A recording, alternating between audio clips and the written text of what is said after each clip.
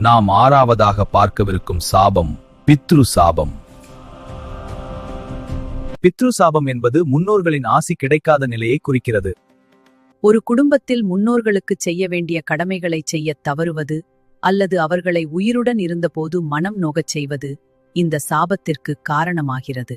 முன்னோர்களை அவமதித்தல், முதியவர்களை சரியாக கவனிக்காமல் கைவிடுவது அல்லது அவர்கள் உயிருடன் இருந்தபோது அவர்களை துன்புறுத்துவது.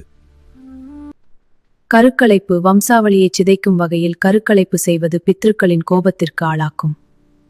பாதிப்பின் அறிகுறிகள்: வம்சத்தடை, நீண்ட நாட்களாக குழந்தை பாக்கியம் இல்லாமல் இருப்பது அல்லது ஆண் வாரிசு இல்லாமல் போவது. கனவுகள்: இறந்த முன்னோர்கள் கனவில் அடிக்கடி வருவது அல்லது அவர்கள் அழுவது போல் கனவு காண்பது. மேலும் இது போன்ற மாந்திரீக தகவல்களுக்கு நம்ம பேஜை லைக் அண்ட் ஃபாலோ பண்ணுங்க.